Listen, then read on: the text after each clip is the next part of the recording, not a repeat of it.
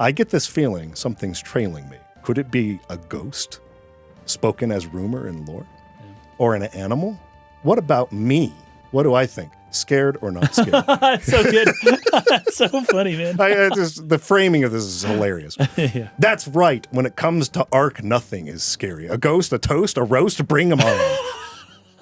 makes me want to know what the Japanese really silly. I wonder funny, that dude. for a lot of things in this game. Yeah.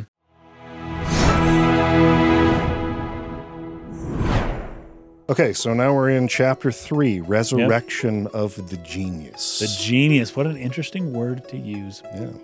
I'm actually going to talk about that word. Genius means a couple things. You know, the etymology of the word genius actually is the same as the etymology for the word genie. And that the idea of a genius, in fact, Socrates, even Plato, many people going back through history, especially in ancient Greece, talked about having a genius that was not just, I'm so smart. It's a spirit that talks to me. Like there's a genie that tells me things, and that's where my ideas come from. This is why people often hearken to the muses, and they talked about these external forces that allowed them their creative energies to kind of flow forward. They didn't just say, I'm a genius. They said, no, I have a genius. And I actually think that that's quite pertinent here, actually. I think that there's something akin, because we talked about last time, to the particular things like we're going to talk about today, Christopher Columbus or John Maynard Keynes or some of the characters that are specifically mentioned here. It's like, yes, that is the character, but it's not just the character themselves. It's the genius that influences the character. It's the genie. It's the spirit of Columbus, and more so than maybe just technically Columbus himself.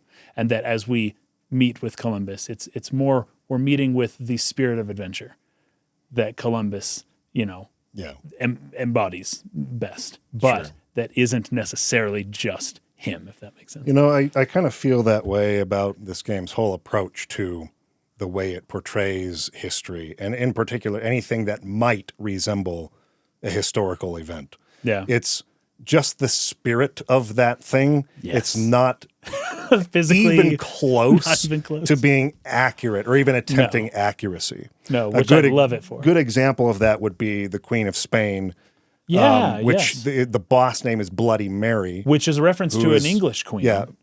Yes, exactly. Queen Mary. Mary the First. Who was the daughter of King Henry VIII. Yes. And wanted to bring Catholicism back to England, and she killed a ton of Protestants, and that's why she was called Bloody Mary. But she was married to, I believe, Philip of Spain, and that's why, for a short time, a couple of years, she did technically become the Queen of Spain. Oh, interesting. I didn't realize that. She didn't have any children. Yes, she didn't. Which this game shows children. But the way it talks about children is different. Yes. Because a child could be an idea, or in fact, all of humanity is analogized to be like unto a human who is now only a babe, but will one day grow to be an adult. Yeah. There's so much symbolism. It's almost everything in this game is just a metaphor. Yeah. In fact, this game should have been called Metaphor. Re Fantasia. No, because that would be too crazy. Metaphor Resurrection. Metaphor Resurrection. Resurrection of the metaphor. That's it. Similarly, there was a massacre in Stockholm. This game has a village called Storkholm, but it wasn't anything like how the massacre in this game is presented. Yeah. So there are very light sort of mentions or references to historical figures or historical events, but none of them, I guess what I'm trying to say is the designers did not hold themselves to trying to present historical accuracy if it gets in the way of what they're trying to say with the game. Which I way think bigger. is fine. I think that's a fine choice. Me too. Particularly since this is supposed to be one of many cycles of right. the Earth or something like that. And maybe in cycles they go a little differently or something like that, right? They're not always exactly the same. I remember last time you brought up to me, are there any old fairy tales or things of this type of thing? Oh, well, without the wind, we don't know when to go, even though they obviously know it's about time to go. One of the wonderful things about abstractions, I mentioned the way that we see things in a movie now. We see things cinematically with the way that anybody born before like 1930 or I guess maybe 1900 or so, they just wouldn't understand at all the way that we think in pictures. And I was having a hard time thinking of an example, but there's one great example. Have you ever seen a depiction of an angel the way they're described in the Bible? Oh, yeah. You're not supposed to. Oh, yeah. You weren't supposed to visualize that. Like all those words and symbols. Yeah, it's like just a very strong or like powerful word. Yeah. To evoke a feeling. Right. But I think you're right. Like if you're literally envisioning that in your brain, it's like that's actually like Ezekiel. crazy. It's wheels and eyeballs and wings, and or even the cherubim. It's got 4 heads, and it's like, how in the world does this thing look? Well, it made more sense before movies. Just put it that way. Anyways, let's begin our analysis. So Ark has been in a deep sleep for 3 years. 3 years. But 3 years in Ark's time seems to be more than 3 years. I bring up how much time has passed. How much time? Because they found him unconscious. Yeah, that's right. But how long did it take them to find him unconscious? You know what I'm saying? How much time passed from when he fought that battle and there were only animals and plants till a rise in civilization and humanity could come around to that mountain and find him lying around there. Yeah. You know what I'm saying? Perhaps frozen in ice. Sure. And they've something like that. So now, who knows how long it's been. Even that's a more physical materialist kind of like read to it, because it's like the game doesn't want you to think hard about this. Not really. It's like, no, this wasn't 8 billion years. It was 3 years and now there's humans. Like, just keep playing. Just go. Who cares? It doesn't matter. None of that matters. Yes. And it's so funny because our scientific brains are like, no, it has to matter. But for the purposes of the story, it just doesn't matter. Yeah. But 3 years, what they say. And then, of course, you come up. And what do you think about the fact that humans are resurrected in Tibet? Yeah. Isn't that interesting? Yeah, because obviously, at least as far as our understanding of history goes, humans arrived or kind of came out of Africa. Talked about this a lot in our Xenosaga series. But yeah, I don't know, again, unless there's something explicit, whether we're meant to believe that they came from the Tibet area or whether it's just like, actually, where was the dungeon we just came, where we died? Was that in that area? Yeah. And I think the implication is that it was on top of Mount Everest, actually. They just somebody mentioned that in the comments. Spread around wherever their origins were, but we happened to be unconscious in that area or something. That brought up something interesting, actually. Oh, because this whole time we've been talking about the metaphor and, maybe the Ark as the embodiment of maybe something like a guiding spirit or something like that. Yeah. I wonder if, especially from a Japanese perspective, where it's Buddhism is common, if maybe the idea of Tibet as like that's where the spirit of morality and law and consciousness really, like humans came from all over the place, or maybe even just Africa, but Tibet is where this maybe more holy way of being kind of descended for the Eastern peoples. That would make a little bit more sense that the genius, right, was resurrected in Tibet. That makes sense to me. Even though humans technically existed before that, and then it spreads to the whole world. Yeah, that would make sense to me. They're clearly setting this up as sort of like a spiritual heart or center of humanity. Yeah. Lhasa in particular. Yeah, Lhasa. There's a bunch of monks everywhere. Looks like Avatar: The Last Airbender. Yeah. It's the air tribe. Exactly. Which, by the way, the air nomads in that show also basically based on Tibetan monks. So. Exactly. I took this note because the woman who kind of comes in after Ark wakes up. Oh my gosh, you've been in deep sleep for 3 years, and she runs away. Don't go anywhere, right? Like telling Ark not to move is a futile thing. Like Ark is going to get up and do whatever he wants, right? But one of the monks says Lhasa does not belong to any country. It has no leaders. Yeah, that was interesting. I kind of tried to look into the history of Lhasa a little bit and just the I think this is more based on kind of maybe the more modern situation because I couldn't find anything historically that sort of matched what they were saying on this account. Other than there's a big free Tibet movement and that Tibet should be autonomous and not under the control of that kind of thing. Yeah. Right. It ought not to belong to any country and have no leaders or something like that. Especially in the 90s, I think this was a bigger But I'm topic. pretty sure there was an empire that went around conquering people that was based right in there, right? Where wasn't there? So Yeah. there are monks in that same room that seem to know that they have been resurrected as well. Yeah. Everything is now rooted in events from previous lives. Right. We slept a long time in darkness and reemerged in this world. What has happened came about because of something in the past. So this is obviously, like you're saying, it's alluding to kind of Buddhist philosophy. Yeah. But I wonder if, like the animals who knew they were resurrected, like, oh my gosh, what happened to my friends? Everyone if these just people knows. seem to know that too, Yeah. because most other people in the world don't, but at that Right. sort of spiritual center, In Tibet, maybe they do. That's a good point. I like that. I like it. Let's go with it. Kumari tells Ark that he can no longer converse with plants and animals. Yeah, this was a dagger to the heart. It sucks, dude. This is sad. I made friends there, man. Seriously sucks. I remember the first time I came across this, I was like, oh no. I know. That's freaking Because balls, you thought that we were building this connection, that the whole world was going to be connected and united through us. But it's like, nope, that got severed. And now we have to do it maybe vicariously through the humans, and we'll see what happens here, but it's gone. And I almost felt like that bird that's like, no one cares about art no more. Yep. Where it's like, but wait, you don't mean Neo the lion. But what are the other names? Henry the hippo. Oh, there was Simon the simple rhino. That's right. Are they all lost to time? I cannot speak to them anymore. And you can still sort of talk to them, but the dialogue boxes are just ... Yeah. It just You just can't understand. Exactly. There is still communication happening, but you are no longer able to understand it. And Keith brought this up. He's here now with us, but he brought this up while I was streaming, whether this could be an analog to Enkidu from Gilgamesh. Oh, After becoming civilized, he loses his ability to commune with animals. that's right. That did happen to Enkidu. Yeah. Yeah, So that's very good. There's certainly, I think, a parallel there. You know I what? think There's a huge parallel there. Yeah, there's something to the fact that Ark. I mean, it doesn't explicitly say he dies, but I think there's room here.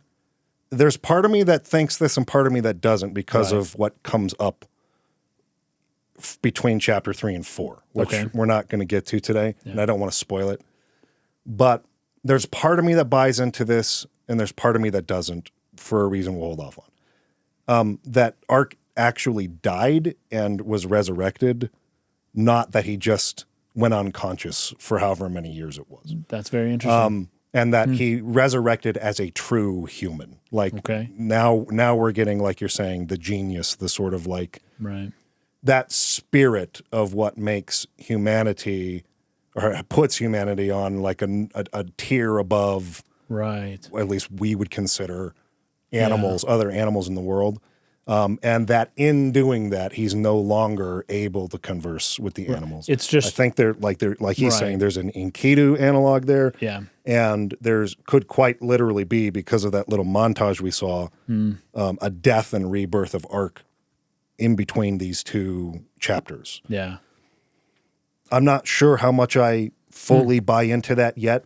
I'm just kind of raising it as a possibility because, again, there's something much more explicit later that puts some doubt in my mind about that. But it almost seems like with the Enkidu story that if you become civilized into, polite society, that the natural consequence is just you can no longer talk to animals. Yeah. And it would appear that that's just more or less what they're carrying through. It wasn't like this is just how the world has to be. Yeah, right. If you're going to be mingling with humans, you can't be at one with the animals anymore. It's Mowgli. It's Jungle That's right. Book, That's right. Once he goes to live with the humans, he kind of, what's funny though, the book is a little different. He actually does go back and forth in the book, but in the movie, because it's an interesting message. He never actually acclimates to human society. He never fits in there. Right. And the real person that it's based on was never able to really either. They also say Lord Kumari is a living god. He will be reborn after his death through many bodies. He has witnessed the world's growth. I wonder if Kumari was, if this is suggesting that Kumari was resurrected as different animals and plants throughout this world's growth. Like he's been there from the beginning following this particular cycle or something like that. Oh, that's very interesting. Don't know how much it matters, but I had that thought. then we get introduced to Mayho. Mayho. He shows up. He tells Kumari about his missing granddaughter, Maylin. We're asked to go find her and bring her back. She lived in a town called Loran with her parents, but the town fell in war. And so that's kind of the next objective. I'm sure you have other... No. My next thing is just this town. Okay. And in fact, so Maylin, this is fascinating because you get there, and when you start walking over there, you have to cross the Gobi Desert. And you kind of see her, and she's like shocked, like, oh no, somebody's coming. And she like runs away, and you kind of follow her through it's like a sandstorm, something that's going on there. But when you get to this place, it's a fascinating place because everyone's so nice. They're so welcoming. Everyone's so happy. This is just in the middle of a sandstorm desert, but they just couldn't be happier. Things are going great. We don't get many visitors, but come on in. Here's the inn. Here's where you can buy some items. And everything just seems wonderful. But isn't it fascinating that, okay, now we did see the other city at Lhasa, right? That was more or less a city. It's kind of got an interesting structure to it, but it's got a bunch of houses. But the very next city we see is not a city at all.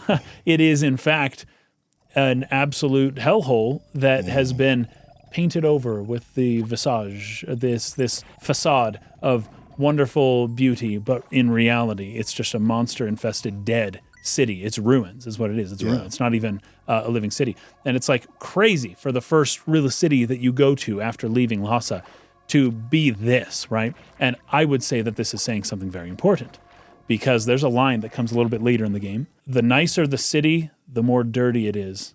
And the back side, or the nicer the front, the more dirty the back. It's more or less the idea. But it's at a point. It happens a little bit later in this chapter. I believe it's this chapter at least. But there's an idea happening here. We're seeing this idea of duality being exposed. The idea that while something may look nice on the front or may look one way on the front, it may be harboring something else underneath. And there are so many different times where this kind of idea is slowly, gently introduced to us in different ways. And this is one of them. And this is a very shocking way because once we find Maylin, yeah. And then she doesn't want to have anything to do with us. So it's like, okay, what do we do now? Oh, well, let's stay the night here and see how things go. It's infested by zombies at nighttime, right? And it's almost just kind of, it's almost suggestive of just the duality of life, right? And there is an underside. There is a shadow. That everything has a shadow. We are now seeing the nighttime version of this wonderful, nice town that looked so perfect and welcoming. And it's not so much. But did you know that this is based on a real city that existed a very long time ago? I hadn't looked into Loran. Obviously, Stockholm and some others, but not this one. Yeah. So Loran is fascinating because we meet somebody here named Hedyn, Hedyn, Hedyn. Yeah. Is he the traveler guy? Yeah. And he's like, I must write in my book. Yeah. Okay. So when he said that, I was like, oh, he's a somebody, right? Okay, well, I looked it up.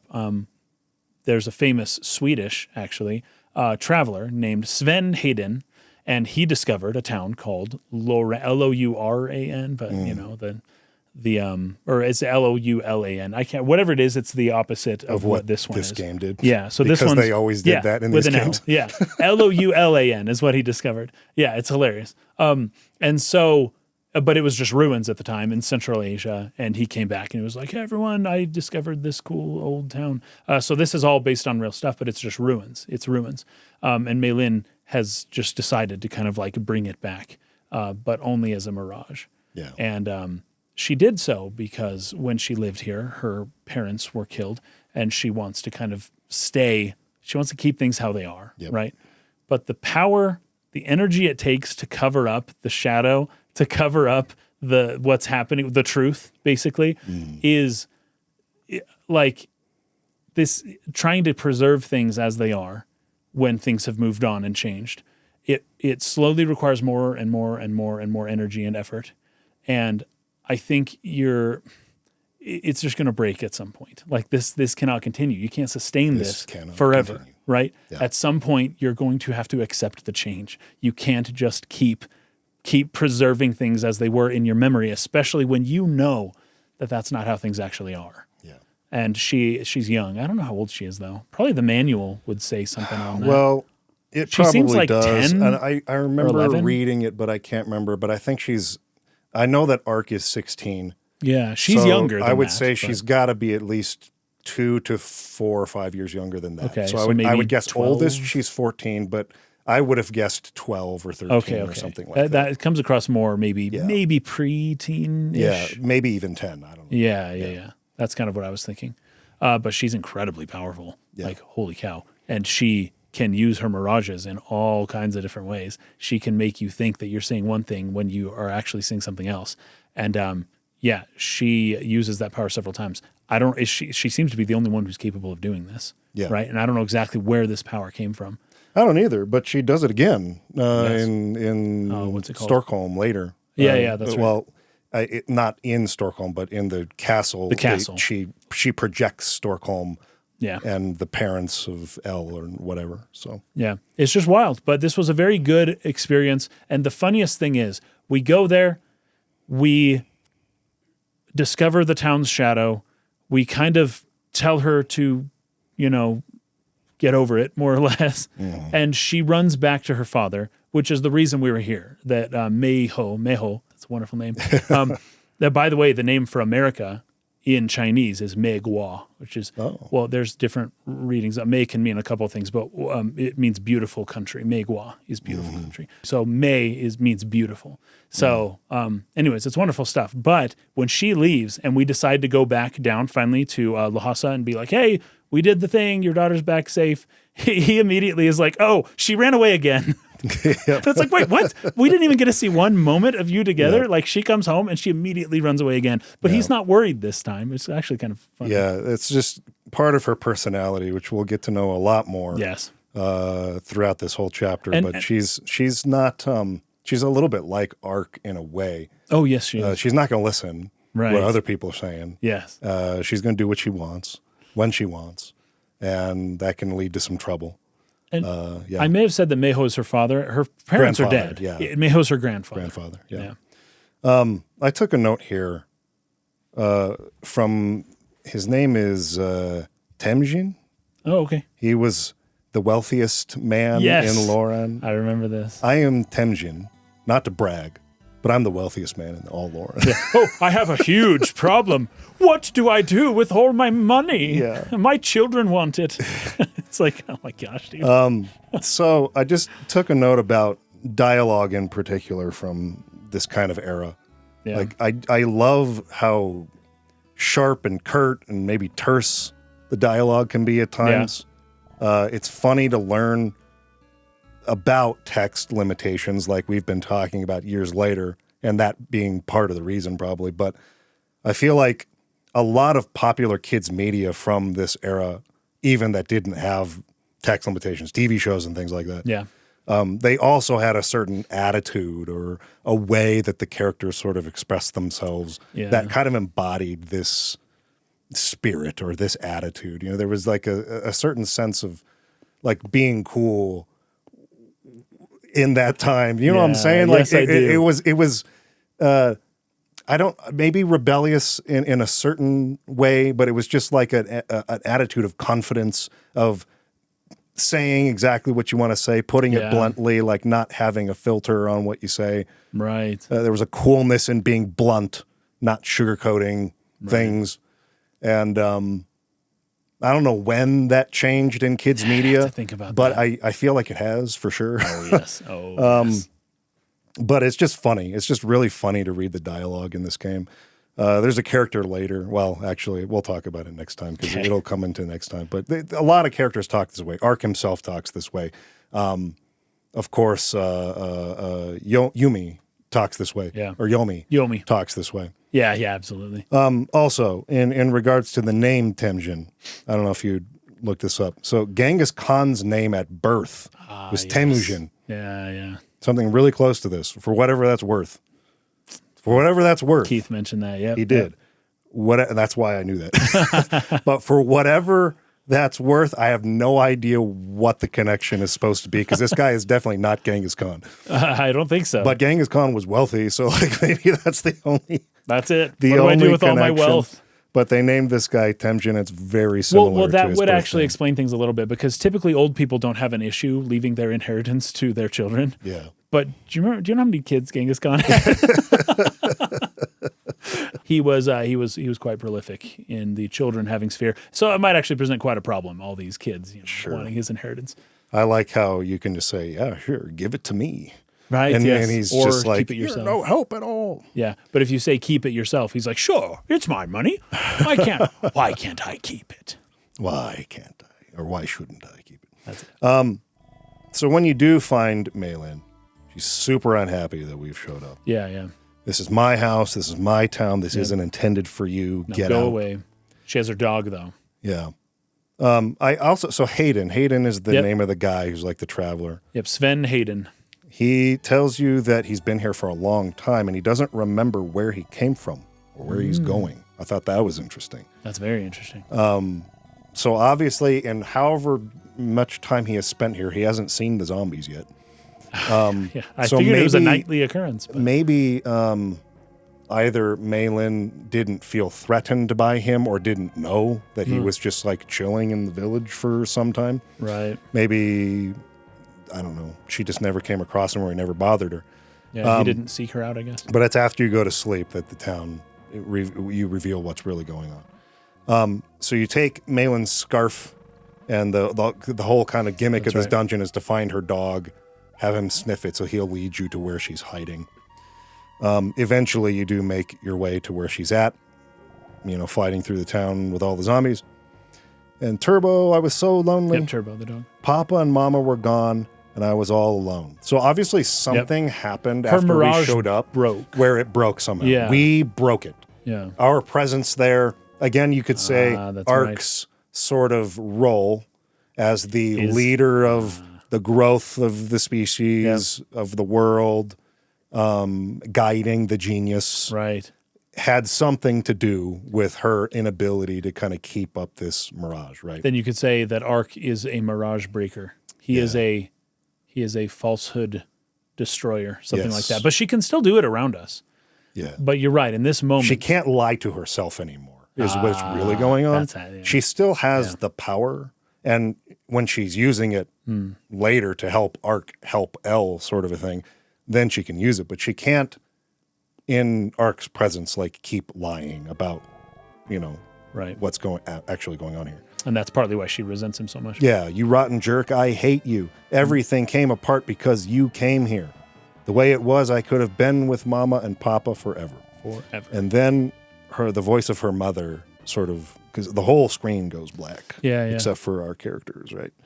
And you hear the voice of her mother. Maylin, do not cause people so much anguish. I told you this story before. When people die, they're reborn in a new body. We're in the middle of that process. But we don't know what form we will take in our new life. We might become beautiful flowers or carefree animals.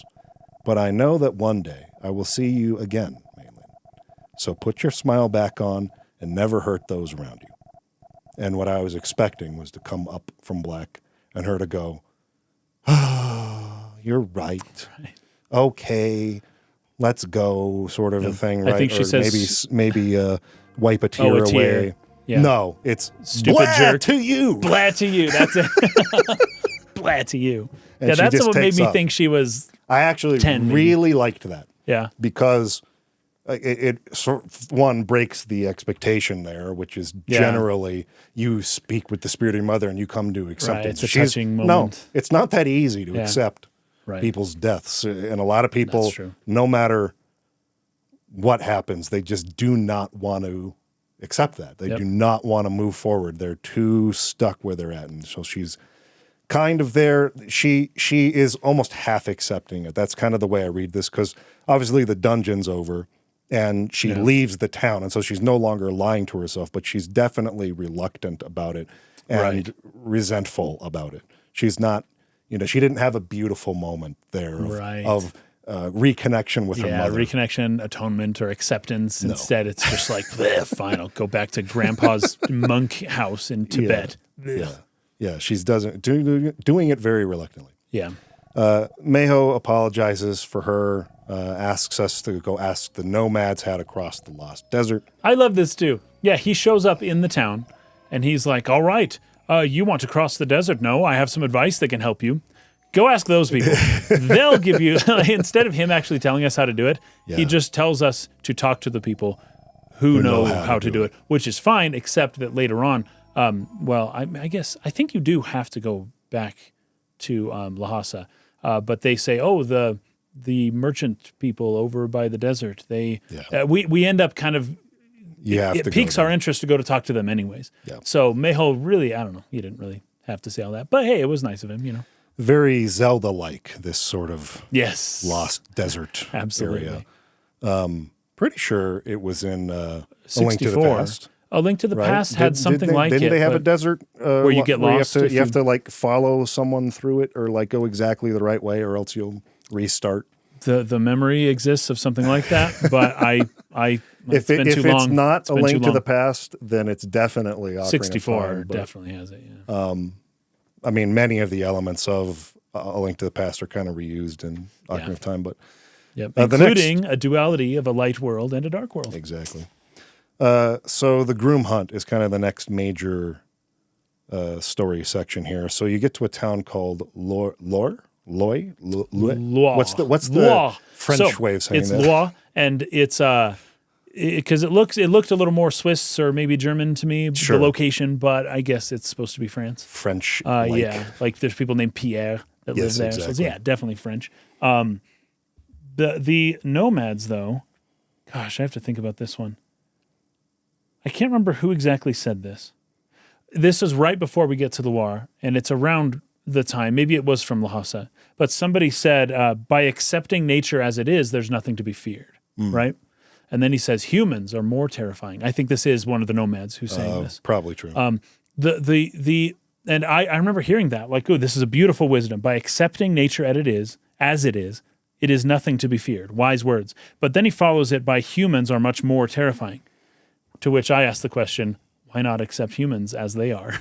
Yeah. Right? There's some reluctance to do that here, it seems. There's some reluctance, and I don't know if it's on the part of the writer, the developer, or just this character in the game, but it's like there's a reluctance to accept humans as part of nature. And I also think maybe that there's this, because we talked about this, I think, in episode 1. We did, yeah. There's also this idea, too, that is shown in this game that, you know, that Ark can no longer talk to the animals, right? That there is this separation of humans from everything else, right? And it's this new area that Ark has to maybe focus all of his attention on. But that there's almost like an acknowledgement that there is like this separation between humans and nature happening here that I just question. And I think, that's interesting. I think it's in part born from the sort of religious foundation of, I don't know, I don't want to say the world, but at least of the West, where, you know, you have the Adam and Eve story. And it's very clearly delineated. Humans are a separate thing that has dominion over the world and dominion over animals. Yeah. We are not animals. We are something above them. Right. So I think that there's maybe a foundation laid in the culture that sort of views humanity in that way, rather than something that came from nature, which is much more like how Eastern religions look at humanity. And so I think it's partly that, but I love George Carlin's bits on this particular issue. Yeah. If you haven't seen him, go watch him. You know, he'll talk about how there's an arrogance in even the advocacy for environmental issues and things like that. We need to do more to not destroy our planet, and there's definitely an air to the way people talk about it, as if we are somehow separate from nature and are destroying it from the outside. Right. Yes. Whereas the reality is we're born from nature. Nature made us the way we are, and maybe nature made us because it just wanted plastic for some reason. It's bathing in the plastic. The world needed plastic made, and so it created humanity to get plastic. You know, like there's just a certain arrogance in the idea that we are somehow outside and fighting it and destroying it, instead of looking at us as a part of it. And it's a funny way to put it, obviously, but I agree with the sentiment. Yeah. You know? It seems like this game is almost saying both. It's almost showing this emergence through the animal kingdom in this beautiful way, but that also humans do have this separation. It almost feels like Ark should be maybe something of the bridge between those two different worlds, which Ark plays that role basically throughout this entire game. Yeah. It's just him kind of, I don't know if compromise is the right word, but mediating between the two sides of this dualism that everybody kind of finds themselves, trapped in. And Ark is kind of like the middle part of all of that. I'm going to talk about another part of this a little bit later on. But yeah, now we're up to Loire. Loire. Patrick Loire. Does anyone, he hasn't played Patrick hockey in Loire forever. is a beast. And he was French. French-Canadian, but So I have my first note in this town is Lewis. I went and talked to Lewis at his house. Yeah. He has something really heavy on his conscience, right? He wants to get it off his chest. Yeah. So basically, I wrote the way that this goes down is hilarious. So he worked for the king when they destroyed Stockholm Right. and killed all the villagers. And he gave the protect bell. I'm saying Lewis is the one who gave the protect bell to the king that allowed him to get through the forest to arrive there, Northwest Right, Forest. yeah. So he feels guilty because he gave the tool that the king used to find these people and destroy their village. Right. So that's what is weighing on him. But the way that this kind of goes about is really funny because he's like, oh, like I have all this, I feel bad about whatever happened in the past. And Ark asks him, do you want to talk about it? It's like, really? It might be really long. Are you sure you want to hear it? Nice. And so I'm expecting it to do, I think other games have done this where they try to warn you if you don't want to go through a long text ordeal that is like 50 freaking text boxes long. Yeah. I was expecting that to happen, but no, it's not even really that long. It's not that long at all. But it was just funny. He was like, sure. Are you sure you really want to hear the whole story? It's really long. Yeah. I love that. That's so funny. Anyway, so, he's struggling with that. Keynes is in John this Maynard village. You want to talk about who he is? Yeah, real quick? so John Maynard Keynes is the architect of modern fiscal policy, basically, in the whole world. So around 100 or more-ish years ago, he kind of had this idea of basically where the Federal Reserve comes from, the whole idea behind it. He's in opposition to maybe the more libertarian, the more Austrian economists like Hayek or von Mises. But he was saying that the government should work in tandem with the economy, and that during times of low economic activity, then the government increases the economic output and lowers interest rates and basically pumps money into the economy. And then when the economy is doing well, then the taxation services can kind of pull that money back to save. So that way you don't have the ups and downs. It kind of keeps things flatter a little bit, is the theory. It doesn't always work perfectly that way, but something like that happens. And so then it was his idea. Yeah, and through that, he basically, because the idea of inflation has been around for a long time. This happened to the Roman Empire. This happens going way back, where people start diluting the silver in their coins. And, early on, Roman coins used to be like 90% silver. And by the end of Rome, it was like 0.05% silver. And the rest of it was some other metal. And it's like they just diluted the value of their own currency so much. This has been happening for a very long time. But Keynes had this idea of almost like creating a policy around the inflation that was what we now refer to as basically quantitative easing, something like that. And it's the idea that through control of interest rates and through using the Federal Reserve, you can actually kind of pay for stuff using inflation as the taxation method, where everyone's money just is worth less a little bit, but the government just raised funds to purchase new projects and whatnot. So Keynes is kind of the reason why inflation is considered like having a 2% inflation. And obviously the past few years it's been Way more more than that. Yeah, but typically 2 to 3% inflation is like part of government policy. Like we want inflation, it should be at this much, because when inflation lowers the value of money, then people have to spend it. It punishes you for saving for hoarding money. Yes, which when you spend your money, you invest, or you then put it back into the economy, and then it keeps the wheel turning, right? So all of this stuff can kind of be traced back to John Maynard Keynes. And it's such an appealing system specifically for governments. It's typically not the most consumer-friendly system, but it's a very government-friendly system. And that's why most governments in the world have pretty well embraced it. Even your most hardcore, like libertarians, are still using Keynes' system to keep their government working and to keep their their country's economy doing well. So anyways, he's not the most popular figure, but he is certainly the most consequential economist, at least of the last, 200 years since the discipline has existed.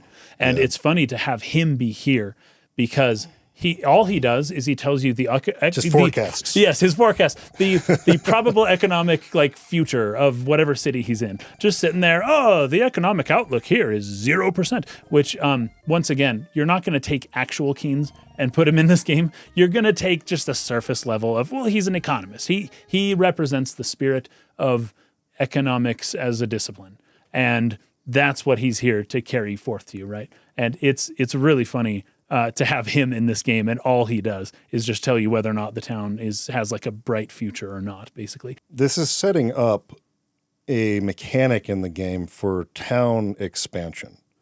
So basically, if you have started the side quests of the town, Keynes will reflect that in his forecasts.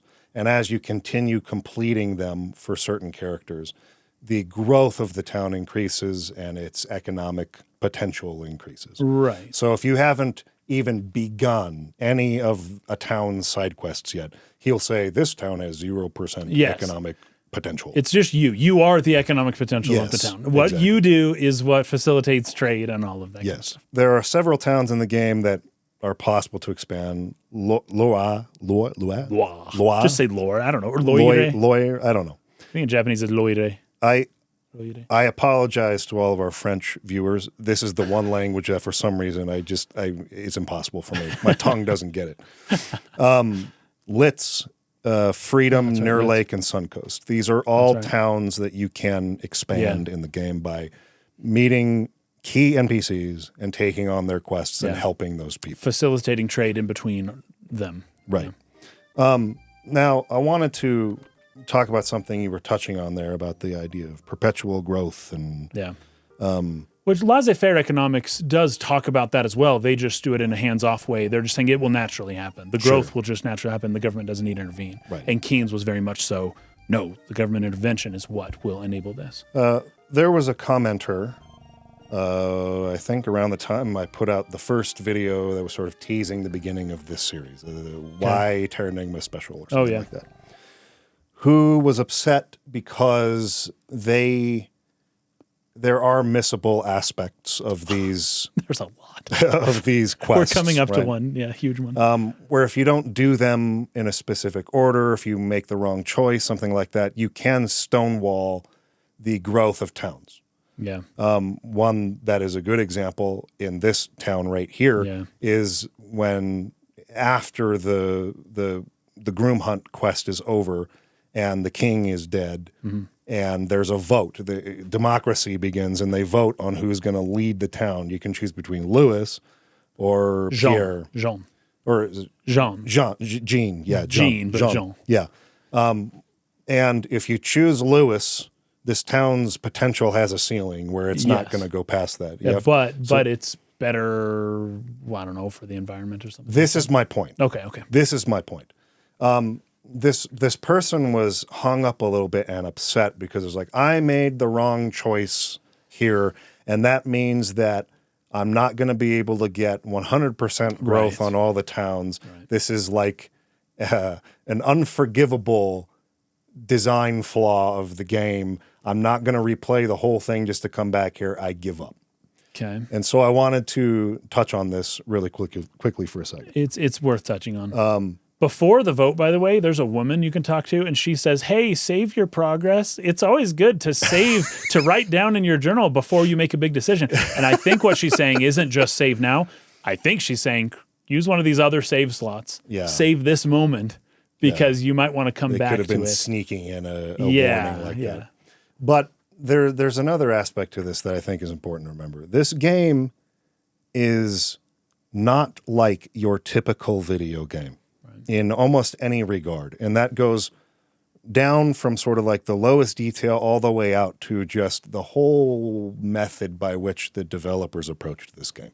They don't want you to play this like you would any other type of game. Right. They want you to think on a different level. And so, yes, this is treated as a choice. It's not a deliberate sort of like, do you want to choose to put all of your resources into the growth of humanity and civilization at the expense of nature and wildlife? Yeah. Or do you want to make a choice to sort of, put a ceiling on that in order to allow nature and wildlife, which you have a relationship with now, you just used to talk to these animals and plants, to allow them to thrive instead. It doesn't outright sort of present this as a choice of that nature. No, it doesn't. But it is exactly what it is. And you see it through the consequences of the town growth. I will bring up a couple of examples of this. There's a couple very strong ones at the end of chapter 3, which we're not getting to today. Okay. But you need to realize that if you're treating this like a checklist of things to do to 100% a video game, which is a lot of players' sort of approach to playing games. There's trophy or achievement lists. See, you wouldn't know back in the 90s, if you voted for Louis and not Jean, you wouldn't know that you missed anything. Right. You wouldn't know. It's the trouble isn't that you missed stuff. The trouble is you missed stuff and you know it because you're playing the game 30 years later and you're looking at guides, a guide or you're typing on Google, online, how do I do this? And it's like, I want to 100% Terranigma. And you're treating the game like a set of tasks or like a grocery list of things to do. Right. And I'm not saying that that's a wrong approach to video games in general. I'm saying that this game does not want you to think about it as a video game in this way. Right. And if you are upset because you didn't 100% grow all the towns, may I suggest that you're missing the point of the game. Because that is not necessarily what's good for the world. Right. Yeah. Progress. The word is, because it says the words progressive, the progressive candidate and the conservative candidate. Unfortunately, we can't talk about the modern use of those words. But at the very, like, the idea, there's an assumption that progress means good.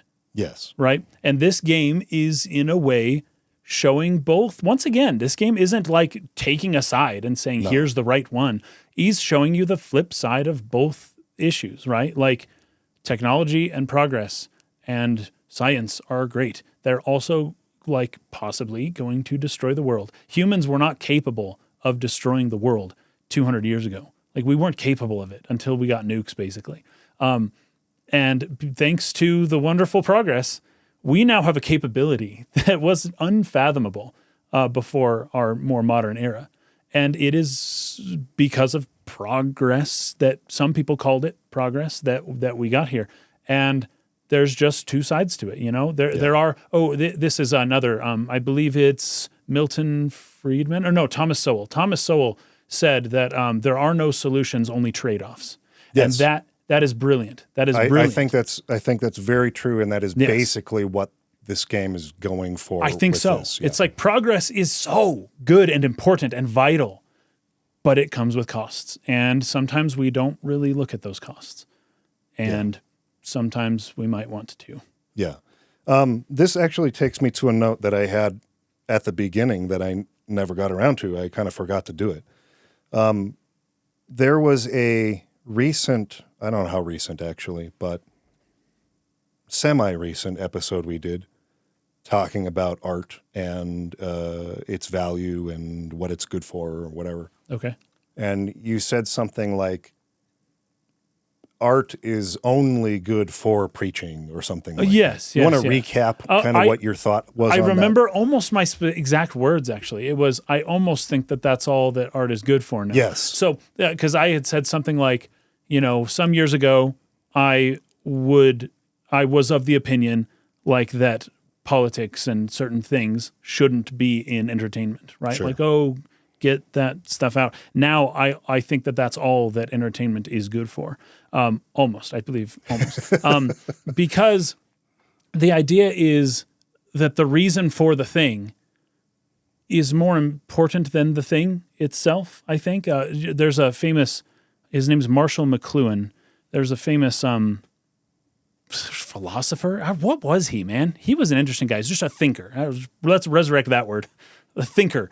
And he talked a lot about technology, but one of the things that he talked about was the medium is the message, right? Oh. That's something that he's famous for kind of coining. The medium is the message, right? Yeah. The fact that you're sitting there at a movie theater watching a movie, that is part of the message of the movie, right? It's and he would just say that, you know, sometimes we overlook the medium and we say, oh, what does the media mean? What is it saying? And he's saying, no, the medium itself is the message. Like social media is a medium.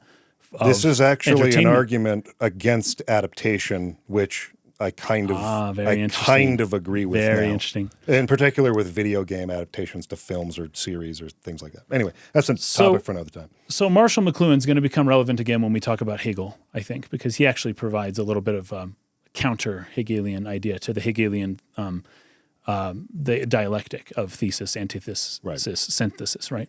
And he provides something else that I think is actually very pertinent to this game. But when he says something like the medium is the message, right? There is inherent messaging happening whether you want it there or not. And all media, basically when people say that a form of media has become political, what they're saying is, I don't agree with what it's saying. Yes. But the truth is, it was always political from the beginning. It's just you agreed with it so you didn't see it. We don't see the water we swim in, right? Yeah. We don't see, so fish don't see the water they swim in. The air we breathe, it's just what we're surrounded. We just think it's normal. It's like our culture. It's like you don't really see your culture. It's just how things are, right? You see other cultures and, oh, they do things. Oh, that's fascinating. Oh, they have, like I remember the first time that I heard somebody tell me that I had an accent. Mm-hmm. I was maybe 12 or 13. I was in junior high. And I was like, I just talk normal. No, they have the accent. People from the South have an accent. People from Brooklyn have people from Chicago. I just talk normal. This is just normal English, right? I don't have an accent. It shocked me because I couldn't see it. I couldn't see that I speak with an accent. I likely speak with a very heavy accent depending on who I'm talking to. Right. Oh, I'm sorry, your accent's so hard. Can you say it again? I've never had anyone tell me that, but I'm sure that's what many people have thought because it's just the way that I speak, but I don't see it, right? It's invisible to me. So as it comes to media and stuff, the reason why you make something, be it a film, a book, or something, is because there is something you want to say. And that is the purpose of art and entertainment at the very least, that the good of entertainment is to spread a message. And you can do that subtly, or you can do it overtly and didactically. But nonetheless, a message is being put into your media, even if you don't want it there. Right. Frank Baum, who wrote The Wizard of Oz, he actually set out to write a story that had no moral. Would you describe The Wizard of Oz as not spreading a message? No. I wouldn't either, but he thought he was doing this. That. This just gets right into our Death of the Author conversation that we had last week. Of which we are both somewhere-ish in the middle. Yeah. So anyway, I agree with everything you just said. Okay. I intended to disagree with you. Oh, no. But as you clarify what you meant by all it's good for is preaching, I actually agree with that. It's just subtle preaching is still preaching. And that I agree with. Yeah. So that's kind of the nuance of this. My original intended point here was to say this game doesn't preach. I agree with you that it does, that you almost can't not preach to some degree if you're saying anything, like you said, even when you're trying not to. Yes. Where I was interpreting the word preach is being overt in your messaging. Yeah, like didactic. And I thought that's what you were saying by saying it's only good for that kind of preaching. My evolution has included the subtle forms of messaging and art. But what if I say to you that if you're going to preach, maybe it should be more overt and less subtle. What would you? would disagree. with. Then let's just pretend that that's my position, because there's some part of me that thinks, hey man, if you're going to be telling me how to live my life, at least be overt about it. What if we take that tack? Because I don't know how many times it has been now, as I've done research into these games we've talked about, particularly Japanese games, where they seem to, I don't know if it's a cultural thing or not, take this position that it's not their place to tell you what to think about the moral dilemmas they may present you with. Right. I can think of at least 3 examples where I've read dev interviews that say something like that. Yes. And this is one of them. I think from their perspective, they want to show consequence, but they want you to decide what you think about the price and whether the price whether the price that had to be paid, the cost, is worth it or not. They don't want to come out and say it in their text in the game. They want you to decide whether, when you hear, oh no, I can't talk with the plants and animals anymore, you think that's a devastating thing. It's a loss, yeah. And I think most people I've talked to about this game, they all felt that way, right? Right. So maybe the majority do. But it didn't tell you to feel that. But it doesn't tell you to feel that. That's a good point. That's and I think there is a certain value in both. I think there's certainly a place for overt messaging. And I think sometimes that can be really, really strong. And sometimes you feel really passionately about something and you see the world is not hearing that message or not, or at least you feel a responsibility to sort of take a side on something, and you create a piece of art that does that. I think those are great. Even when I disagree with them, I like to consume them. I have often thought that, yeah. I want to at least understand the point of view of the people I disagree with as clearly as I can, and steelman that in here, and then sort of wrestle with what they think the implications of those are, because all that's going to do is strengthen my positions. Right, or sharpen your perspective. Exactly. Yeah, and there's still a great deal of humanity in things you disagree with. Yeah. Right? There's still so much to find there. There's no reason, I think, which is why I find it so absurd how upset people get when there is a overt messaging like that. Only when they disagree with it. Yeah, in calling for it to be removed. Yeah. And I think that's what you were kind of getting at maybe a little bit, is like, that's a low level. It's one thing to disagree with the overt message. It's another thing to like call for boycotts and we don't want this, get it out of games or something. I think that's so silly. Right. I would actually encourage, go engage with it more, because if nothing else, if it is such a stupid idea and it's so bad, you're only going to find that to be more true by digging more and trying to understand it better from their point of view. I think if it's a choice between trying to understand something better and writing it off completely, that obviously one of those is the choice you ought to do. It's at least better make an for effort, you. Man. Yeah, yes, absolutely. To do that. Yeah. It shows weakness and it shows a lack of confidence in your own ideas to be so afraid of the opposition that you try to write it off immediately without engaging in good faith, or call for it to be axed completely from this entire industry or this entire art form or something. That's wild. You are criticizing both sides heavily right now. I do. As you tend to do. I find it absurd to be so afraid of opposing ideas. Yeah, it's censorship, and I think a lot of this kind of comes down to censorship and the reason for it, which is almost always fear. And what is it? I think this is from Game of Thrones, that you cut out a man's tongue not because you fear what he has to say. I can't remember the exact line. It's Boromir in Game of Thrones who says something like that. But like the only reason to use censorship it's because it's out of fear, right? Yeah. And I say this, I actually am an advocate of censorship. I think you are, at least to some degree, right? Or are you a total no censorship obviously ever? There's some level, I think, that is probably obviously better. In your line of work, there's some stuff that ought to be censored. So I'll clarify that in a minute. I'll let you finish your point. No, that basically is my point, that everyone has a line where they're like, that's too far, that's beyond the pale. But for everybody, the line is kind of at a different place. But I do think it's important because you mentioned engage with it. That's good unless it's an $80 game and giving the corporation your money makes them think you want more of that. Right? Yeah. There's something there where it's okay to step back and to be like, hey, I don't want to Send this. the message that we want more of which this. requires me to not participate in it. And I'm not advocating for that. Right. That's not what I'm talking about.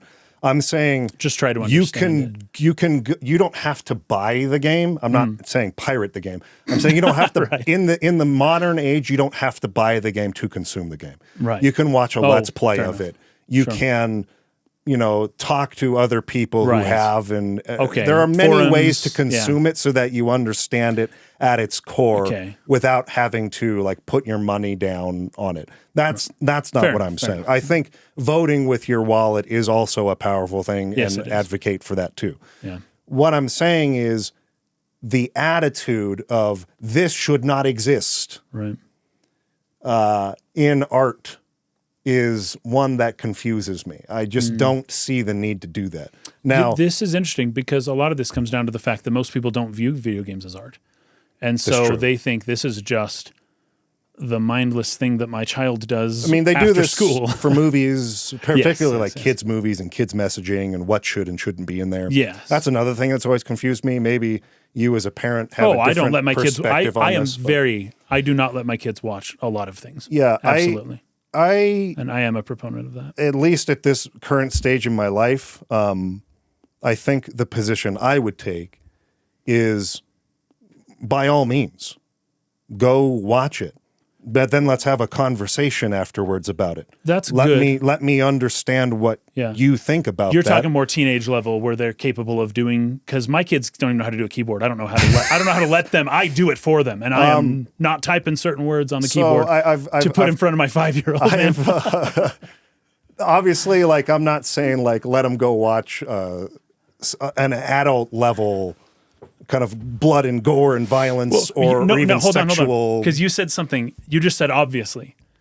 And I agree. Maybe that's not obvious. Exactly, because that was my point when I brought up Marshall McLuhan or the air we breathe. We just don't see our own culture. So we think certain things are commonsensical or obvious. But they may not necessarily be. I'm not saying your child should go watch rated R movies or pornography or something like that. Yes. What I'm saying is if there's a trans character in some Disney movie or something like that, and I'm not against them seeing that, but there are people out there who would be. Of course. What I'm saying, and I guess you can do the reverse for other issues that people have on the other side. My real point here is not to point to some particular issue in general in this conversation. It is to say either direction, if there's some sort of messaging in this children's movie or it's something they're teaching at school, my position is not to go run to the school board and be like, how dare you include this in your curriculum in school? My position is that's way less effective than just having a conversation with your child about the thing and seeing what they think about it and, telling them what you think about it and saying, hey, there are people in the world who think this, and here's why they think this. And this is their position as to why it's important for you to learn that. Yeah. And I don't necessarily agree with that position, and this is why. Right. And, have a conversation where that child becomes informed instead of shutting off the valve and trying to protect them from ever coming in contact with things because I'm afraid they're going to be convinced and they're going to go run off and do that. That's a position of fear, I think. Treat your children like adults. Yes and not no. in every way, but in certain ways. Yes and no. I think I've said this in the past too. I think we don't treat our children with enough respect for their intelligence in certain ways. Yeah. And so I advocate for no baby talk, right? Well, yeah, I have said that, and I don't think I would do that. There are people who sort of respond to that with, you say that now, but like I Kids don't are so cute, necessarily believe that once you have a kid that you'll just anyway. Yeah. This is maybe too much of a tangent, but I don't know why I feel inspired to talk about this, other than to say how this relates to the whole discussion on art and preaching. I have one way I could bring it back. I just think that there is value to having a conversation with your audience, not a lecture. Yes, absolutely. And to being more subtle. Oh, because I had posed to you, what if I said that you should always be overt in your messaging? Yeah. And that makes sense. I guess that's kind of what I'm coming back to. Well, I will say that your method, what you're talking about here, at least philosophically, is something that would certainly prepare children better for the world, right? And so if your concern is the ultimate welfare of the child, then having them being prepared for what actually exists in the world as opposed to sheltered from it would be preferable. So I think I see what you're saying there. So obviously there's like probably like a 10-hour conversation we could have about drawing lines between what becomes sort of the right age for certain things It's to be different for each kid, introduced. though, you know? And that's actually the more important point, is that just know your the kids. lines are arbitrary no matter where you draw them. No matter where you draw because every child and every person is different, and their maturity and their ability to wrestle with certain ideas or not is different. Right. But what I believe and what I advocate for is giving more choice and having more respect for the child than we typically want to, because we typically want to raise our children in the ways we believe, because we believe them and we think those are the best. And here's the craziest part. We don't even know that we believe them. We think it's obvious. Right. It's just, this is how people live. And so there's a certain fear that someone is going to step in and they're going to like snatch my kid from me intellectually and steer them off into some way of life that I think is really damaging or something like that. Yeah. And I can't really downplay that fear. Like, that's a legitimate fear. Right. And I don't blame people for thinking or for acting the way they do in a form of protection of their children. Right. I guess the reason why I land where I do is probably because of my own parents. Right. And the way that my mother in particular sheltered me to a degree that she didn't want me to engage with certain ideas at all. And the fact that that was basically inevitable anyways. Right. And it's like, what did she think? Yeah. What did she think was actually going to happen at some point? Right. And no matter how hard she tried anyways, I was going to become my own person and make my own decisions. Right. And she's not going to agree with a lot of the decisions I make in life. It's like you want to prepare people for the thing, but it's like you have to practice small steps before, you don't go straight to the final boss. You've got to kind of figure things out initially before you get there. And I almost wonder, if you were still like level 8 and then the final boss showed up and it's like your mama leveled you too slowly. She was giving you too slow of a level up. That's maybe a good analogy. Process. I think that in a lot of ways I was ill prepared. Yeah. In certain regards in my life because of all the sheltering that was going on and all the fear. Whereas the fear, it comes true anyways to some degree. There's just nothing you can do about it. You can't control this person's life forever. And nor should you want to. Yeah. The more of a vice grip you try to have at the beginning, I think all that will do is build resentment and sort of a block in the relationship when they're older. Whereas if you open up that ability and give them some freedom and have conversations rather than lectures about the world and problems, and you give them some trust. Right. Kids like that. I think that not only will the real result of that is you'll have a better relationship with your children. Yep. And they'll be better prepared. Regardless of the choices they make. Yeah. And they probably will be more willing to listen to you. That's a good point. They'll probably will respect your positions more. And so my point is that the value of having conversations with your art instead of lectures is that your audience will trust you more. They will listen to you more. Right. And your overt messages, if there are any, will probably be more well received. But if you come at this from a position where you're going to talk down at people, people won't receive it. Right. And except, I think except we're for those seeing who already agree with you. I think we're seeing that in a lot of media that is me too. very overt kind of in the modern day. Yeah. And people want you to respect them. The consumer wants the artist to respect their intelligence. And before if they you reciprocate, do, they will respect what you have to say. And so I think I'm repeating myself at this point, I apologize, the value of not preaching in that overt sense, which is what this game aims for, I think. Yeah, there's very little, here's what to think, but there's clearly lots of authorial intent, we will call it, happening here. Certainly. There are lots of messages. They just aren't delivered in a way that makes you just kind of get upset and push it away. They give you room Yeah. to decide on things for yourself, and they respect you enough to give you that space. Yeah. Even though clearly they have their own ideas, but they're not going to make them overt. So that was really all I was trying to talk about. At what age is a child old enough to have an adult conversation about more taboo subjects? Some of those lines, I think, wherever they are arbitrarily drawn, are probably just acceptable to call it that. Sure. So just say, kids shouldn't drink until they're 21. I'm okay with that being the arbitrary line we draw. Let's just agree with that.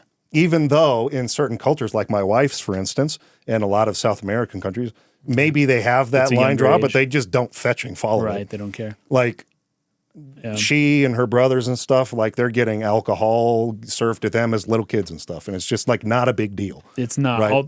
Well, gosh, yeah. When I say that, I mean it's not a big deal to them. It's not a big. It's not a big deal in their culture. Yeah.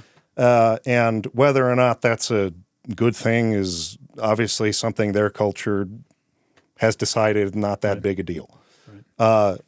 But my point is that sometimes those arbitrary lines are probably just fine to fall back on. Yeah. So just go with the MPAA. I'm probably not going to have a discussion with my kids about sexuality and pornography and these types of things, at least in the sense to where we're talking about them giving some freedom to think about and explore that until they're reaching puberty. Until it becomes till they actually have the desires in the first place. Right. I mean, they're kind of a natural place in which that emerges. Yeah. Let that be the time to have the conversation. You know what I mean? Right. Yeah. Nature dictates a lot of this stuff. Yeah, I think that's very true. Yeah. But I think you're right. The arbitrary lines, I mean, you may as well just base it off those. Yeah. Okay. So let's see. There are a few other characters that we meet There's here. a bunch of new characters. Yeah, Fida's one. And then Royd, and maybe I'll just kind of let you talk about them, whatever notes you got. This town is the French Revolution just waiting to happen. It is just like this Les Miserables, just like this festering pot, this pressure cooker that's just ready to explode. You talk to everybody in the town, and they're all just like, oh, I can't stand the king. I want freedom. I want to speak my mind. I want democracy. And like they're all just, everyone's saying this. Oh, but in public, out loud, they're like, oh, here's God save the king, you know. But quietly, they're all just like, all right, guys, what are we going to do once there's no king anymore? Because I think that's going to happen sooner or later. And obviously, Lewis has some plans. Some other people are saying, I feel the tides turning and all that stuff. And everybody is just like, for the people. Everyone is like, there's something. Even the dressmakers are like, I wish I didn't make nice dresses for fancy people. I wish I made cheap dresses for poor people. And it's like, I don't know what clothes designer necessarily has that as their dream, but that's these people. They're under such a tight, like iron grip that anything but this, they're willing to, accept it. So they're excited about this. And because of that, there's a character named White Wind. And this is probably actually a reference to something in Japanese. Yeah. I don't know, but it's Robin Hood. It's straight up Robin Hood. Yeah. Like there's this White guy Wind is also a spell and it appears in other RPGs. Well, Kaze is wind. The divine wind would be like Kamikaze. White wind would be Shirokaze. But I don't know what Shirokaze, I don't know what that. Yeah. But there might be a character in Japanese, like Goemon. There was a Japanese character named Goemon who was basically the Robin Hood. He would steal from the rich. Wasn't there a movie we saw with Goemon? Yeah. It was like was that a Chinese movie or made by Korean the guys movie? who made it was Japanese, and they made Casshern. And then the movie after Casshern was Goemon. It was a good movie. It's a dope movie. It was awesome really dope. It was a little too long, I think. And it was almost entirely done on green screen. And this was 2008 and Japan. So it's like it might not hold up today. Still a good movie. It's still a good movie. I liked it. But there are Japanese parallels to this. But Shidokaze, I don't know what white wind necessarily has to do with it. But he's Robin Hood, and all the people in the town love him. In fact, they mistake you for being him when you first show up. The children do. And then, of course, it's like, oh, no, it's just some stranger. Never mind. But we do meet him in the castle a little bit later on. But I don't even think we see him doing anything. It's just he's got this legend prison, about him. And he's been captured. For stealing from the rich. He's a steal from the rich, give to the poor character. So they're super stoked about that. Anyways, there's a knight named Fida. We go to the restaurant. This was hysterical. I could see as soon as he started, just giving us all the stuff, I was like, man, this bill's going to be a million freaking coins. And so he just it's just hilarious. I'm sure, I don't know if it's missable, but basically the restaurant owner shows up, escorts us to a chair, gives us the nicest food, and then provides dance and entertainment. And there's this woman with a tambourine doing a little dance, and you've got the nicest wine, and he's like, all right, great, that will be 1 million coins, $1 million. And he immediately, Fida shows up, which I don't know if that's a reference to something either, but could be. She shows up, and she is a female knight, right? Specifically because she guards the princess, right? And so she shows up, but everyone respects her a lot. She's the best swordsman in the countryside, right? Yeah. And they're like, oh, it's Fida. Oh no, she'll literally cut my head off if I do something wrong. And this is also during this oppressive time of the king, right? Fida is the king's right-hand servant. And we learn a little bit more about her later. They have reason to fear her. This is a scary person who will do what the king tells her to do. And so immediately she shows up and she's like, are you just trying to steal money from guests? What's your problem? And he's like, oh, sorry, it's actually a promotion where we pretend to charge people 1 million coins, but really the meal's free. And she goes, oh, great, I'll go and tell the rest of the town. And he's like, oh, okay. Do it. Anything's really better than being in a fight with Fida, basically. Yeah, it's so funny. So it's wonderful, wonderful. But this guy's just totally trying to take advantage of people. But that was wonderful. And then, then it's time to go up to the castle. So there isn't much more after that. So basically, there's get flowers here. There's a flower hunt. Girl. Yes. There's a groom hunt. They're looking for a husband for Princess L. Yeah. And there's a bunch of, suitors, people who are coming to present themselves as candidates. Royd is one of them. He's a recurring character who'll be coming up. He's kind of pitched as a rival for Ark here. Yeah, they go back and forth a little bit. Kind of funny. But what they say here is that tragically, a psychological problem has made the princess mute. The king is extremely saddened by this. The king decided that anyone who can cure her shall be her husband. Any person finding a cure shall return and report his findings. You will be granted a certain amount of time to find the cure. So she's mute due to some psychological trauma, which we learn later is the destruction of her village and the killing of her parents by the king who took her in and I love how the king's like, I don't know what happened. Some psychological problem. Right. This crazy girl. There are some women in the kitchen who cast doubt on this whole farce of a process. Does anyone really believe the king will give his crown to a stranger? There's something else behind this. You're not second guessing the king, are you? Also, everyone in the castle eats from this pot. And I'm telling you right now, they were so on the nose with that whole thing. That was great. Because then you go get the mushroom for the guy at the inn who can make the sleeping potion, which you put into the pot, which puts everyone to sleep, which means you can sneak into the king's room and get the protect bell, which allows you to go through Northwest Forest to complete this quest. So that's kind of like it's wonderful. The order of and even the guy who makes the sleeping potion, he's just like, ooh, I suspect this might even put the whole castle asleep if you tried it. They were so on the nose. I would have loved to have maybe figured this out on my own, but they didn't give me that I feel the like chance. They're helping kids kind of know what to do. Because there are a lot of spots in the game where you get lost. You don't know what to do. That's true. There are a lot of spots where you kind of need a guy. I think there's a balancing act in designing where how much do you lead them on and how much do you let them figure out for themselves. Fair enough. That's true. But two things. First of all, Elle is the exact replica with different hair of Elle from Krista. And the Weaver girls also are here. Well, actually, the main Weaver is there too. Remember back in Krista, they had said, I had this strange dream that I was in some other world, but I was weaving just like I am now. So we're beginning to get connections, direct connections between characters in this world and characters in the underworld, which is just something to keep in mind. They look the same. They do the same things, kind of. Yeah. Elle, though, at least, is very different in personality from the Elle from the underworld. She's colder. She doesn't want to talk to Ark at all. No.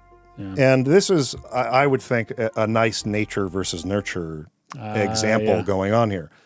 She is this way due to the trauma she has experienced in her life. Had she been raised by her family in Stockholm, by the way, that village is an exact replica of Krista itself as well. Right, that was crazy. Maybe she would have been different in personality than this. So there's a certain level of circumstance being, I think, part of the reason for the difference or the split in personality between these two. Though it could be more than that. There could be a nature argument for that too, between the light and the dark or the shadow side or whatever.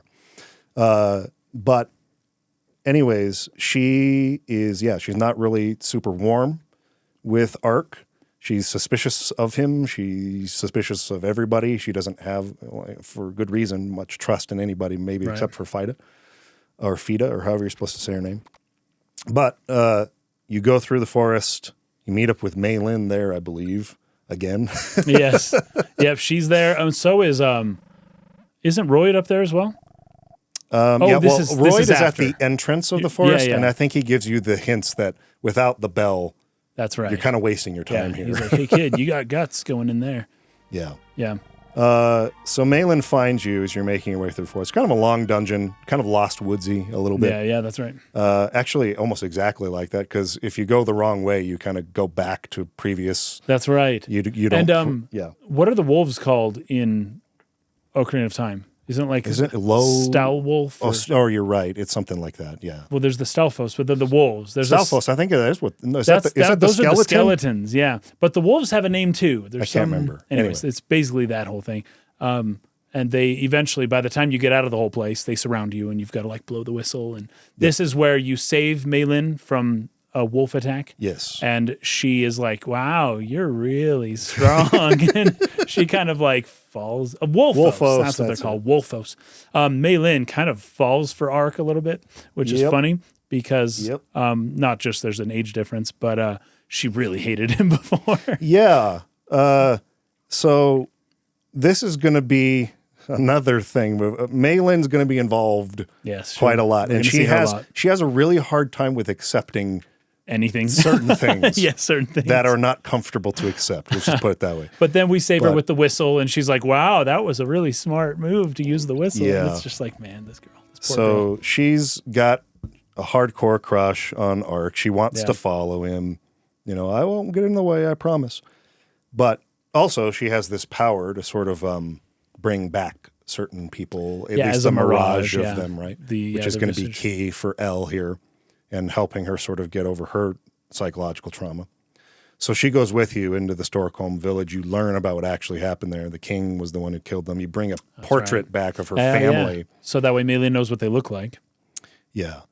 But I loved this line from Ark, though, because something is trailing him. He doesn't know what it is. Yeah. It's just a shadowy figure. It's like, am I afraid or not? And then you can say yes or no. I get this feeling something's trailing me. Could it be a ghost spoken as rumor and lore? Yeah. Or an animal? What about me? What do I think? Scared or not scared? That's so good. That's so funny, man. The framing of this is hilarious. Yeah. That's right. When it comes to Ark, nothing is scary. A ghost, a toast, a roast, bring them on. makes me want to know what the Japanese really silly. I wonder that for a lot of things in this game. Yeah. The puns. There's just so much that probably had to be cut even just for text limitation's sake, where I'm certain he said nothing like that in the Japanese, but it is funny, so I'm cool with it. So I think we already talked about Stockholm looking exactly like Krista. You find the portrait of the family, and then Maylin offers to help Elle, find her voice again. So, but Ark does pause in front of one of the houses, which was the weavers in the village in Krista, and he wonders how Elle is doing. Maylin begins to get a little jealous. You have a lot of memories I don't know anything about, but I also have some that you don't know about. Wouldn't you like to hear about them? And he says, let's hear about them another time.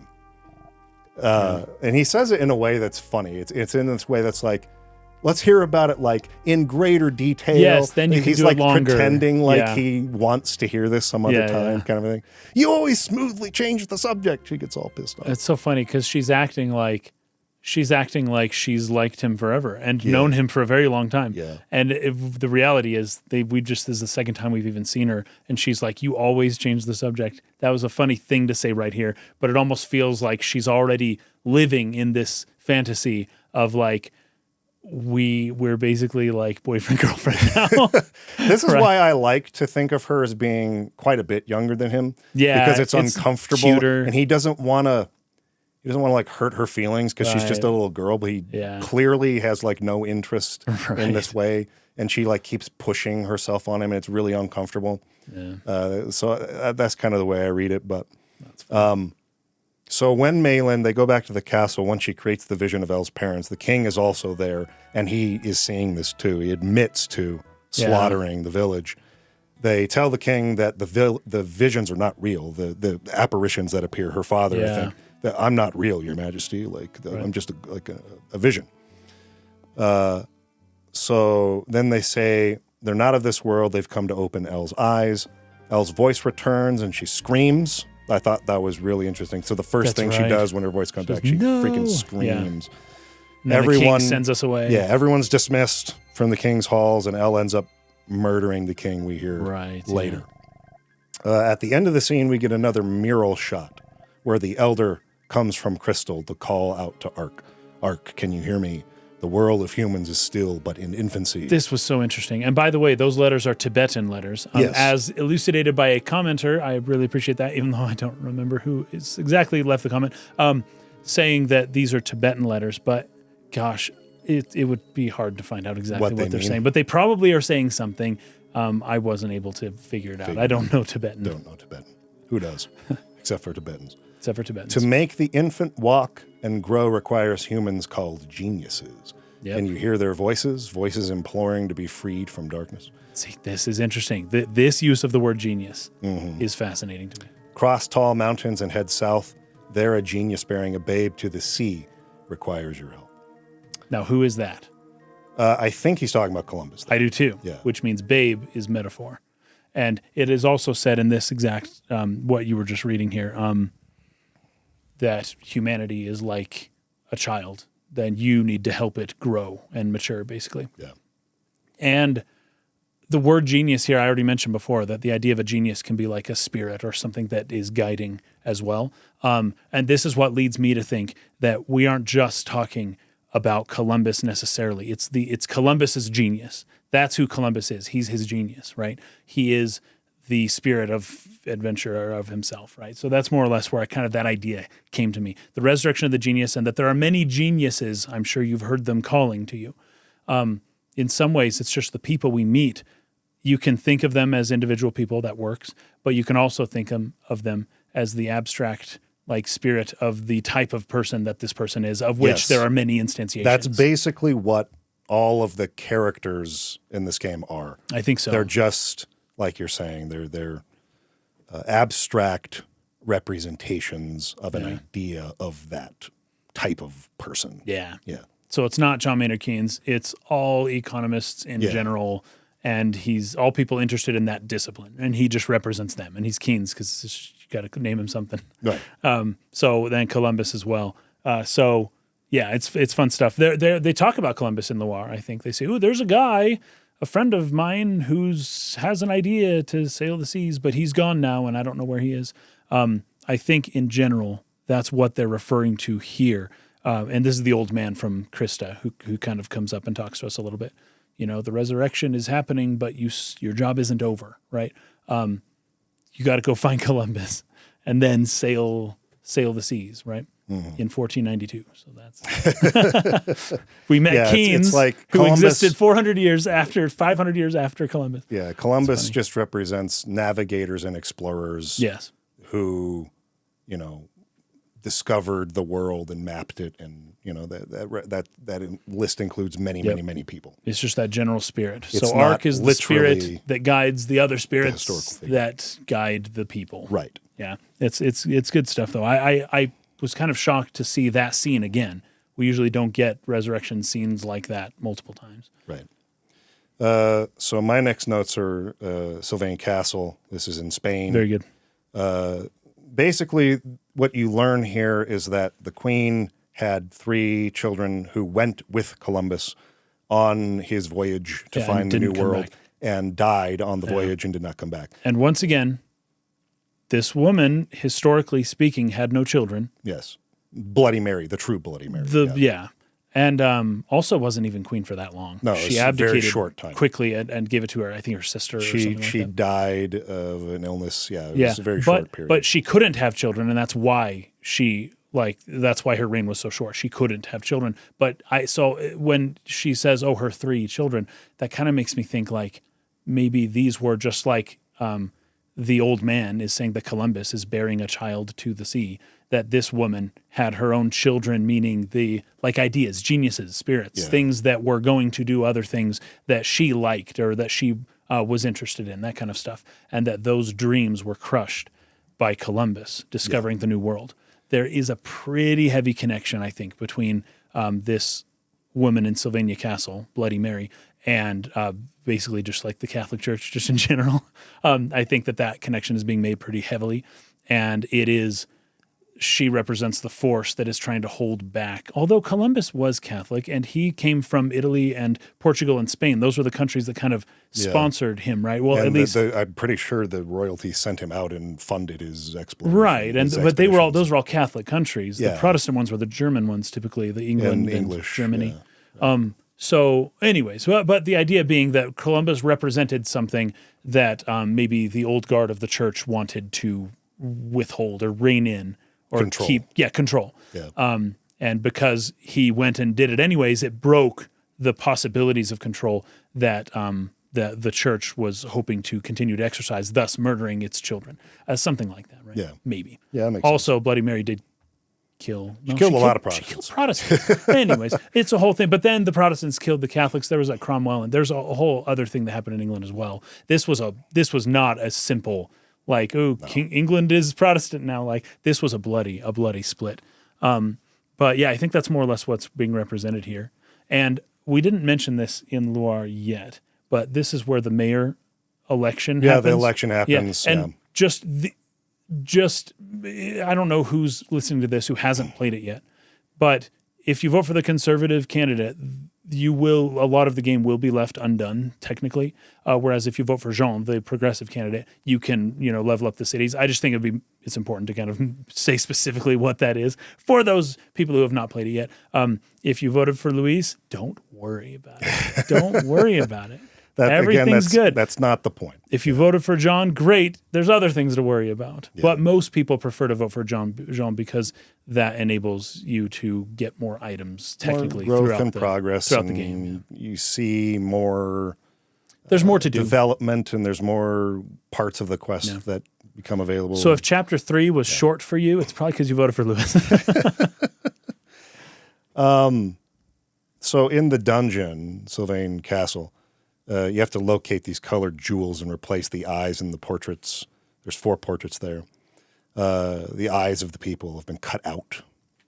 I think that Ark says this is spooky. Right. Looks like the stuff of nightmares. Yeah, did you? Because I tried to find out who those were portraits of. I couldn't. I don't know. Find anything. I don't know, because even if it was, I thought maybe at first the sons, but she has 3, not 4, and they all look very different. Like these are not people who are related. They're different racially. Yeah. I mean, it even says I just couldn't tell who they were. The first man had clear blue eyes. The second man was an Oriental. We don't obviously use that term anymore. With impressive deep black pupils. The third man had eyes that burned with passion. The last man had a brown false eye. I struggled. I was kind of hoping you would come up with something. I got nothing on the photos. Means unfortunately, I was really struggling to find a connection to anything with those. But so we've already talked about Bloody Mary enough. So I'm kind of at the end of my notes for this section. If you've got stuff, let's go with it.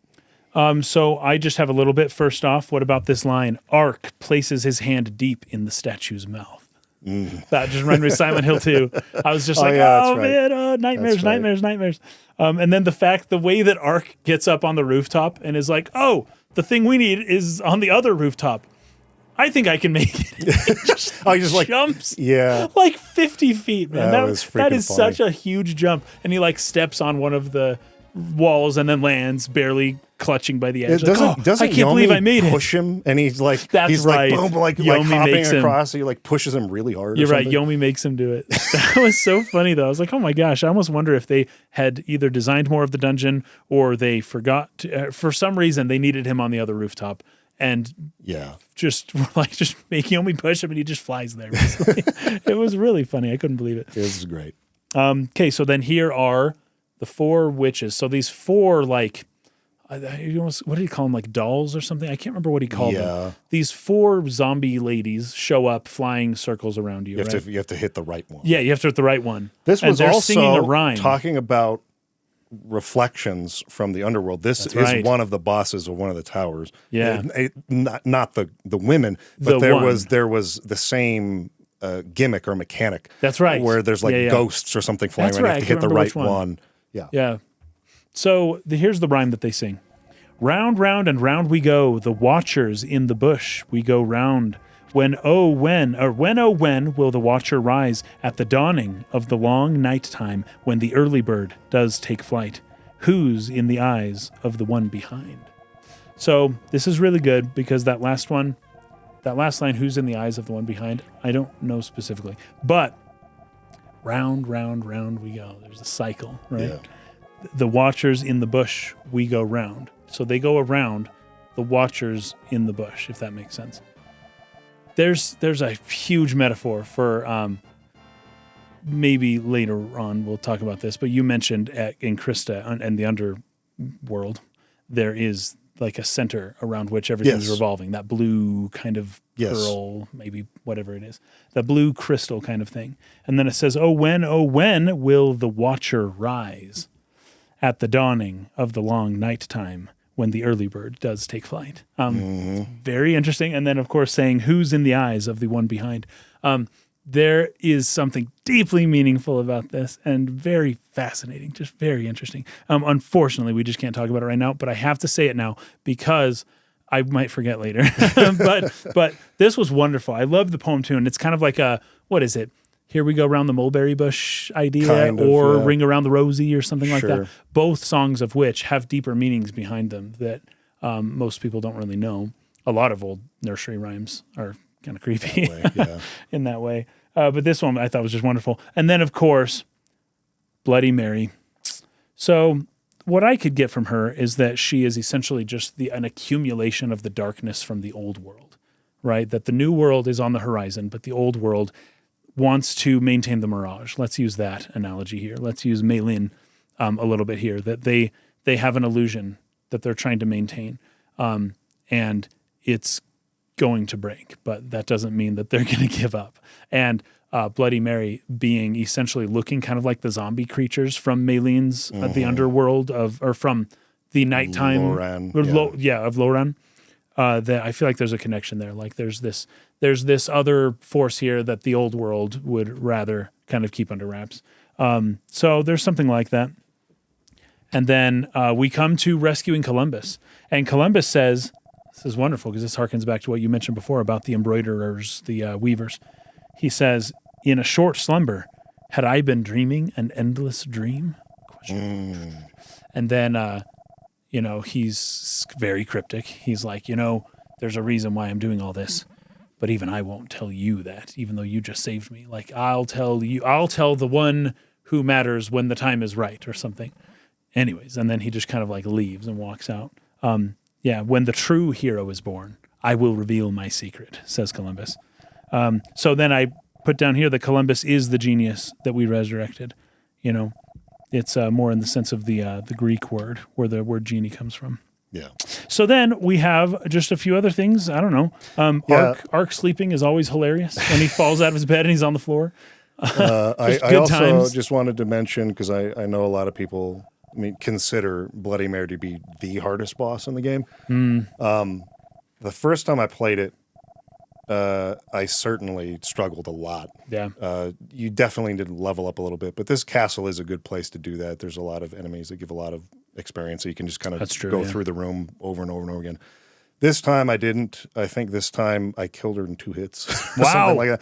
But I'm playing the game pretty differently this time around than I did the first and second time, where it's not even that I'm necessarily grinding. I'm just being really thorough and doing in everything. my exploration. Me too. I sense that I'm just over leveled. But that's how I like always over leveled. I like it that way. But that's not due to like purposeful grinding levels. It's just due to going through rooms many times to make sure I don't miss stuff, and then just clearing it each time and being like, oh wait, did I do that? Let's go back through that route again. I think I might miss something over there. Very nice. Anyway, this time it wasn't too bad. So it's really just about being at the right level for the most part. Then there's a painter in Loire whose name is Matisse. And he is based on the French colorful abstract painter Henri Matisse. Henry. And he's like a Picasso, like a pre-Picasso, just like pretty abstract kind of art, very colorful though. Very interesting, but that's a fun little connection. And then of course we make our way to Portugal. Where we board the ship and make way for the new world. Comes to Ark. Yes, and Elle is on the ship as well. And reveals that she's fleeing basically for her life, trying to escape to the new world, and asks if we'll help protect her on the voyage while she sort of like diverts some of the pursuing soldiers. Because everyone thinks wherever Fida is, that's where Elle has to be, because they know her. But nope. Elle stowed away. So that's where I think we can stop. It's perfect for this time, and we'll do the New World next time to the end of Chapter 3. All the New World stuff. So very fun. Thank you guys for watching. Appreciate you as always. Looks like there'll be 2 more episodes, so we'll do the end of Chapter 3 next time, and then we'll do the end of the game, and then 4 the following week. So I guess depending on where you're at. If Chapter 4 is much shorter than Chapter 3. It will take you no time in comparison. Yeah. So at least get to the end of Chapter 3, but if you'd already done that, because I think I said do that last time, just go beat the game. And come back next week. We'll chat again. Thank you. See you next time. Adios.